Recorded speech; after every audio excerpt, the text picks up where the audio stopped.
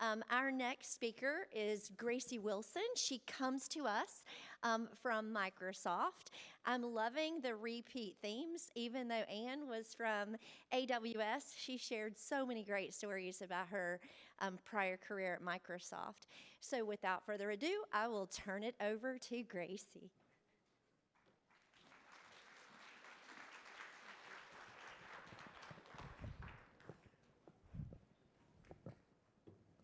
Good morning, everyone, and thank you, Paula. Yes, please, say good morning back to me. I love that. Hello, my name is Gracey Wilson. I'm a software engineer at Microsoft, and I'm here to talk today a little bit about those first few stages that Anne was talking about in one's career, about when you start out and what you're looking to do, and the particular and unique struggles that can face an early in career employee at a big tech company, especially one who might have started remotely during the pandemic. So we're going to talk a little bit about how early in career employees at Microsoft are experimenting with inclusive, sustainable community building. I'm going to tell our story and about what we're learning for about 15 minutes, and then we'll have about 15 minutes for Q&A, so please hang on to those questions. Do I have a clicker?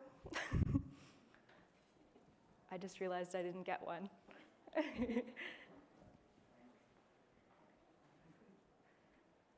Got to have technical difficulties at a tech conference.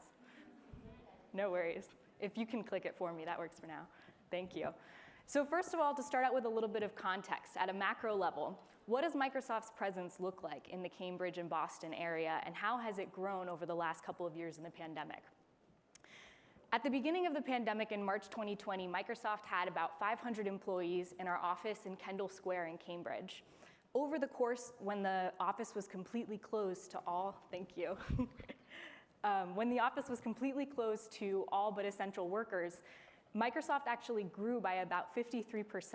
We hired 190 new employees while the office was completely closed. So that means that about when the office reopened, about a third of Cambridge employees had never even visited the office, let alone worked in person with their coworkers.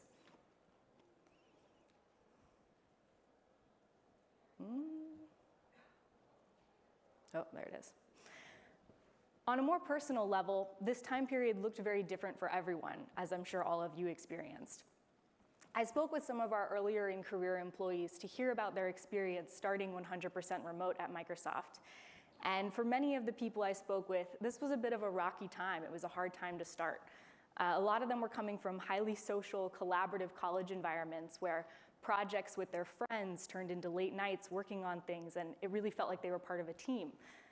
But when I asked these folks, what are a couple words that come to mind to describe the first few months at Microsoft, words like burned out, isolated, and draining came to mind. One early in career hire I spoke with even went so far as to say she felt more like a contractor than a real member of the team due to a lack of real personal relationships with folks on her team.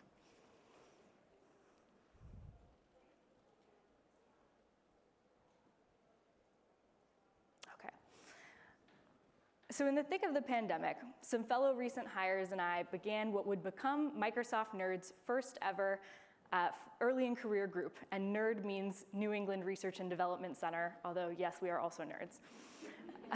The way we define early in career is basically that if you think you would find value in this programming, we welcome you. It does tend to be folks that have started in the last 1 to 3 years straight out of undergraduate school, but we've had folks who come from another Microsoft site, who've been working at the company for a few years, who have just moved to Cambridge, or who just started on a new team, or who were completely remote and are now coming in. So we have had lots of folks that are new in several senses of the word. And this group began how all modern grassroots organizations do, which is to say with a group chat. It was mostly made up of returning interns who already knew each other from in-person experiences as interns.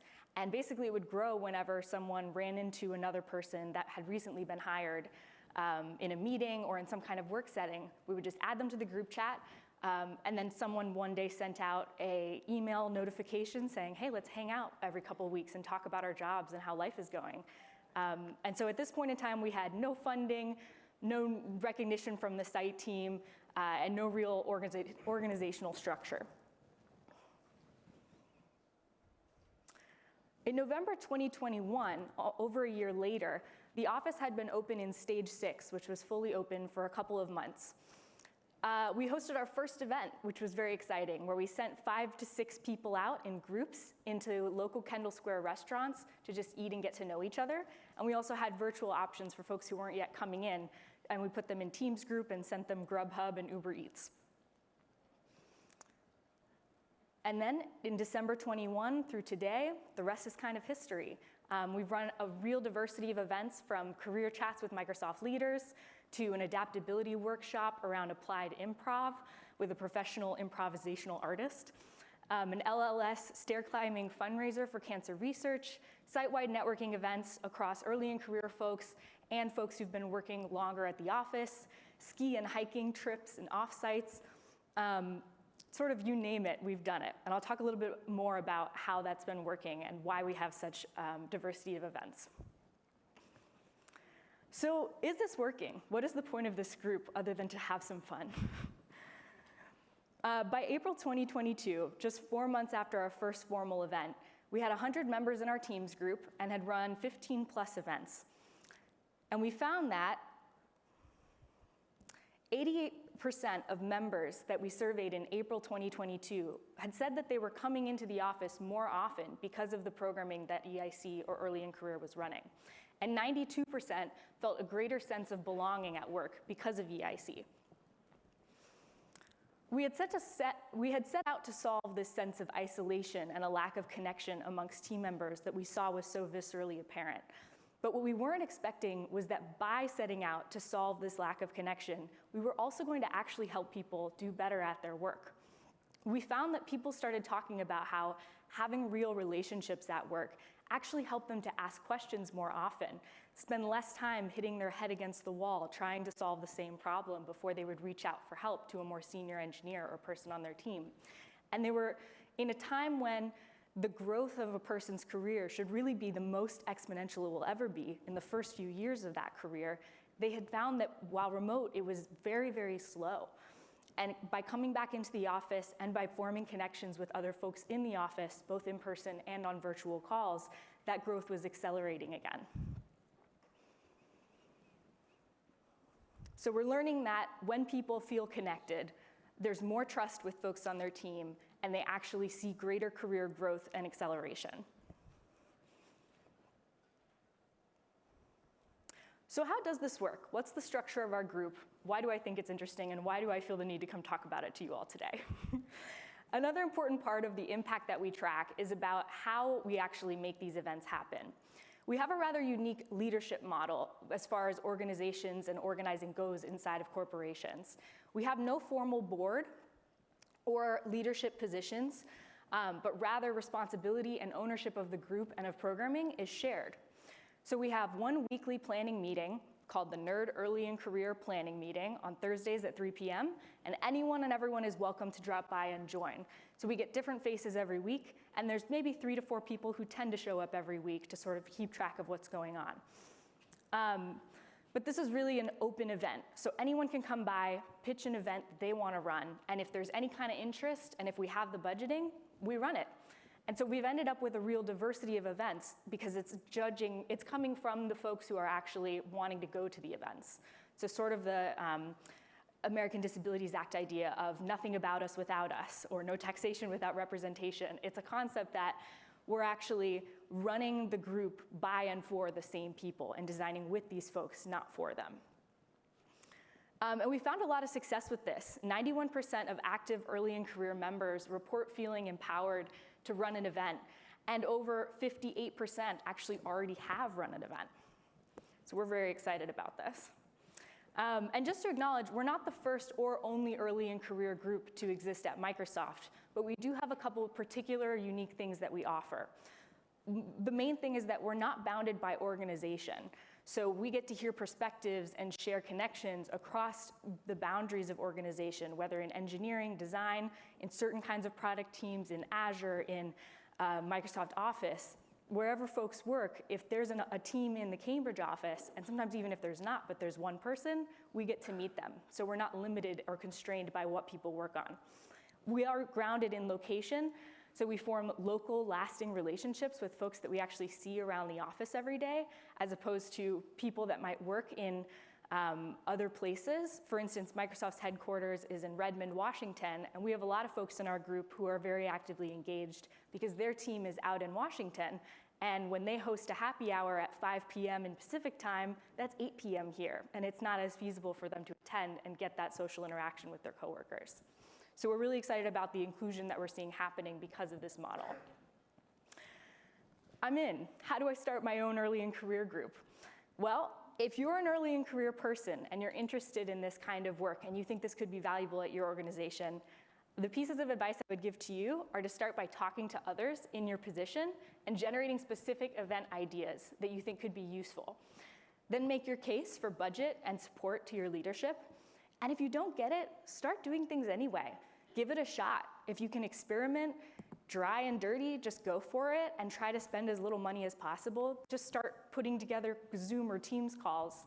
I guess I should say Teams calls. And start networking with folks and creating connection and relationships. And then you'll have that much more impact and a stronger case to make to your leadership once you can already show the impact you're having. Alternatively, if you're a leader or some other position in a company and you think this could be useful to some of the early in career folks that you see struggling, vocalize your support and your reasons for it. A lot of early in career people will not expect you to care about this or realize that there could be more support than there actually is. If you can find and offer some budget, that's always a win to let people have a little more flexibility with the kinds of events they can throw. And then let go and let the early in career folks own it.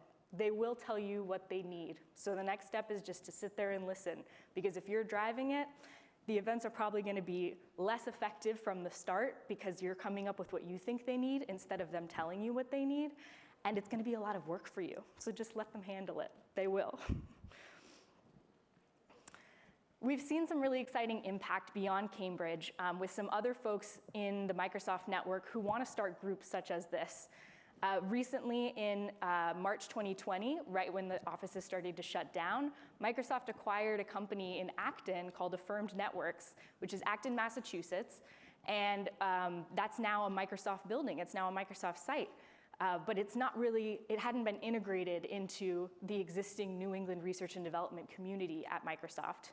So we were very excited when we hosted our first holiday party in December 2021 to have a group of early in career folks actually come to our party, and it was the first time that they had ever set foot inside of the Nerd office.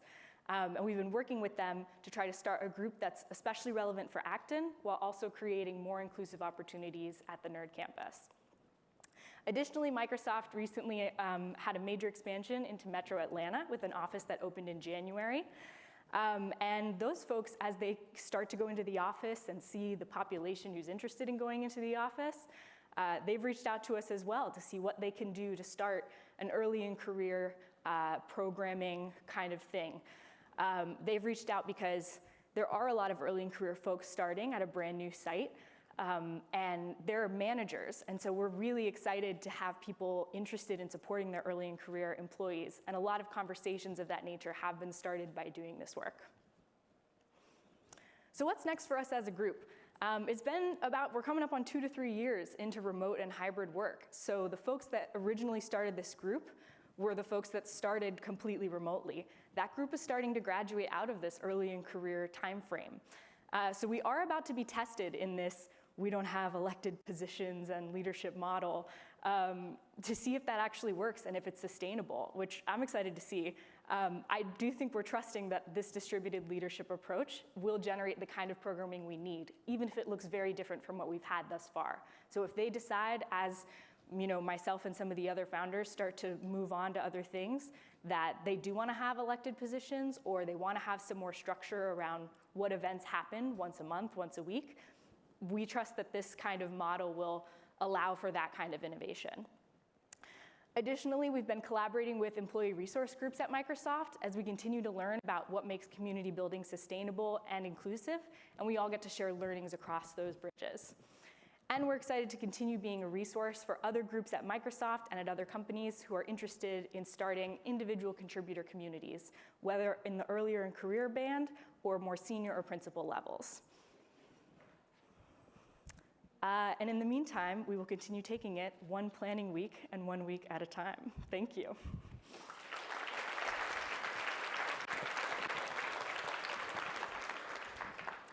So now I'd love to take questions, and if people don't have questions, I'd also just love to hear about, for early and career folks in the room, what has your experience been like? And what do you think your company, how do you feel like your company would receive this kind of idea? Yes.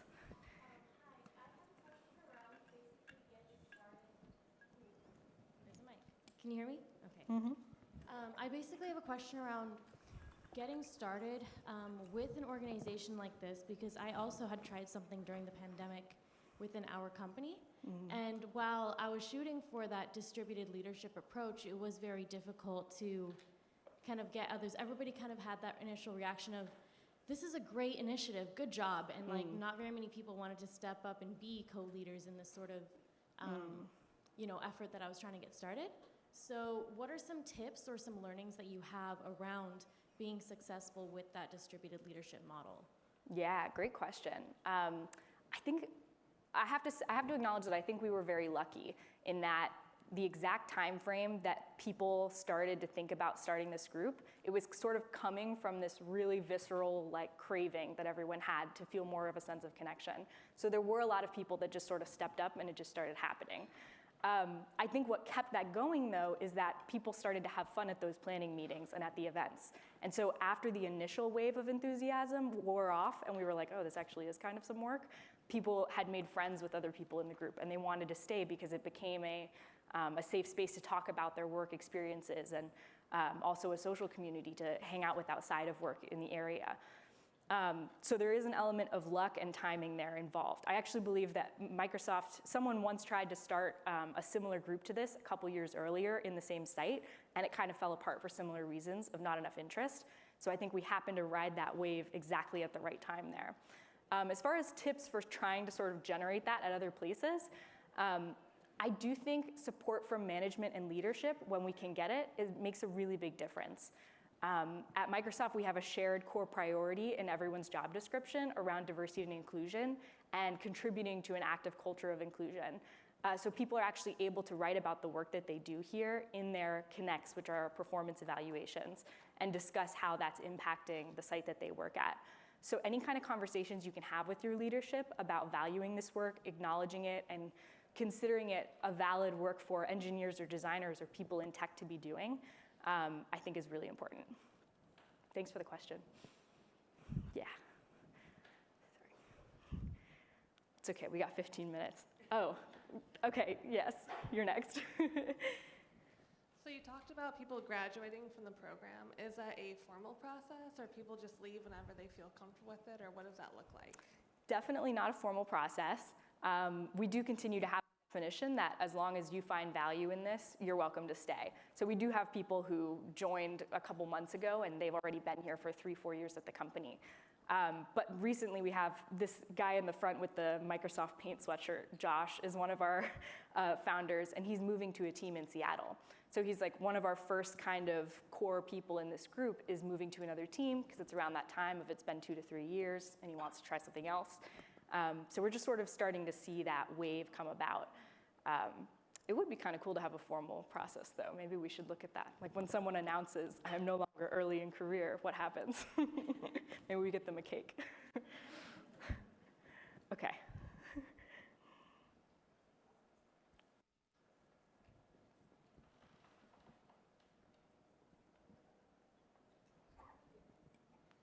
I guess my question is twofold. The first one is, it seems that the right group of people came together to make it happen, like you said.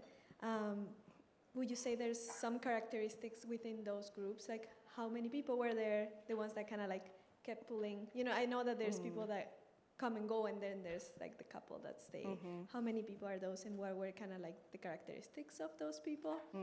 And the next is, for the people that are kind of moving on to mid-career, is this happening on that scale as well? Like, is that a thought, or is more like specific for this type of group?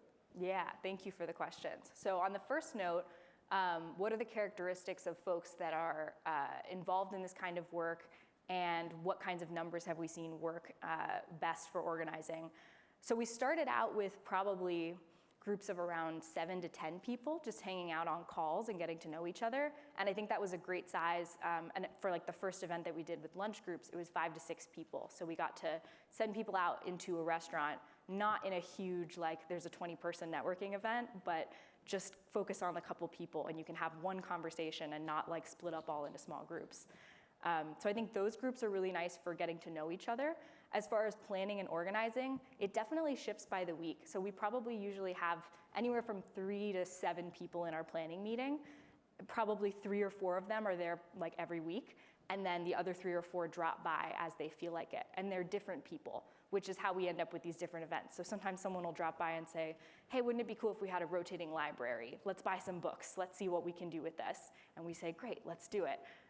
And then they'll be there for the next 4 weeks while we figure that out, and then they drop off and maybe they'll come to events, but they're not always in the planning for the next few weeks until they circle back around and come back. As far as characteristics that these people share, I do think there's a sense of optimism and hope that things can be better than they are. Everyone was really interested in making things better than they were for us, especially for newer people coming in. Because it did feel like there was never a sense for most people that our teams weren't trying. It always felt like our teams were trying to be welcoming and friendly, but it's just a hard way to start your first job, or any job really. So I think a sense of hope and optimism that we can do better was definitely shared amongst everyone. Remind me of the second question. As people start to graduate? Oh, okay, cool. And also, just a note on that. Yeah. There's 1A and B, and this is 2. On the second question, that's a great question too. I personally am not involved with that organizing, but someone did reach out to me talking about how in certain organizations, there are bands for more senior and principal folks. And they wanted to know how we could contribute to that and possibly share our early in career, like nerd-based early in career group across those organizations. So that is a thing we're looking at, and I do think those groups exist for orgs sometimes, but not at our site at the moment. Yeah, sure. Anyone else? Yes. So one of the things that you just mentioned is that a lot of the people in the group were pretty optimistic in wanting to make it work. And you had earlier... Hi, so the people in the group are relatively optimistic, and for some of the events, they're largely in person and geared towards building a sense of community relative to a site.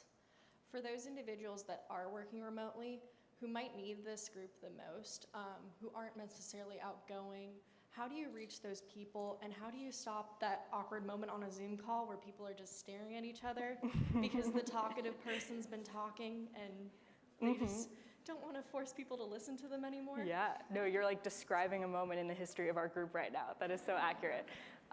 Great question. So this was a thing we definitely struggled with, especially at the beginning, because we were biased by the fact that the people showing up to the meetings wanted to be there in person, and they missed in-person programming. So that's the kind of programming that the organizers wanted.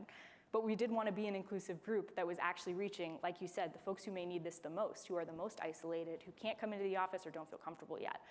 And so we started doing these sort of joint events, but not necessarily at the same time. So we would do 2-part events, one where there's an in-person version and one where there's a virtual version, and designing the virtual version differently so that it's not like we just throw everyone in a room to talk to each other.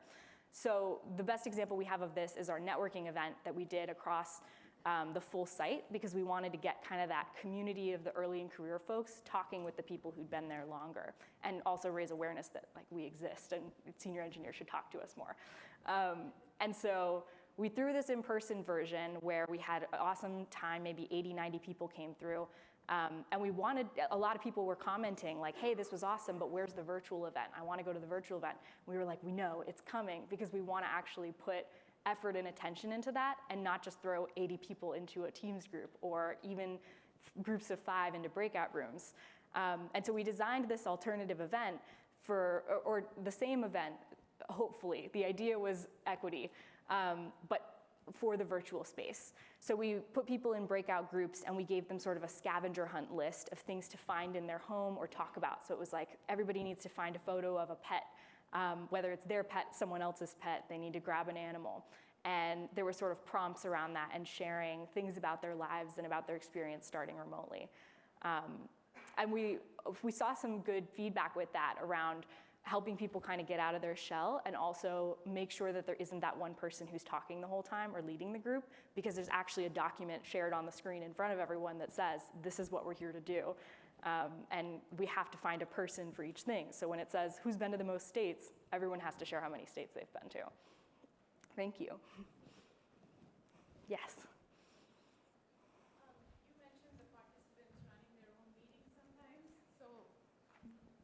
You mentioned the participants running their own meetings sometimes. So what are some of the common topics that came up when you first started a program like this, and what are some of the most interesting ones that came up? Sure. Most interesting, I think, depends on who you ask. One of the events I really enjoyed and didn't expect to happen was a patent workshop. There was this guy who joined the group, actually one of the folks from Acton, who has filed like 7 patents or something. And he gave a workshop about how to navigate filing a patent while working at a company, and like how ownership works and how it works specifically at Microsoft and all of that. So we've had events like that. We have this awesome space in New England called the Garage, which is sort of this maker space with a lot of tools like 3D printers, laser cutters, that kind of thing. And we have an open garage hour where we just buy people pizza and to bribe them to come hang out and learn how to use the garage tools. I really like that event. As far as what kinds of ideas came up, there was everything. People wanted to hire comedians to come in and make us laugh together. So there's been a lot of wild ideas, but I think we're pretty happy with the diversity of events that we've ended up with. I'm not sure how much more time I have, so if anyone's keeping track of that, let me know. Feel free to kick me off the stage. Is that it? Okay, thank you all so much for the questions and for listening.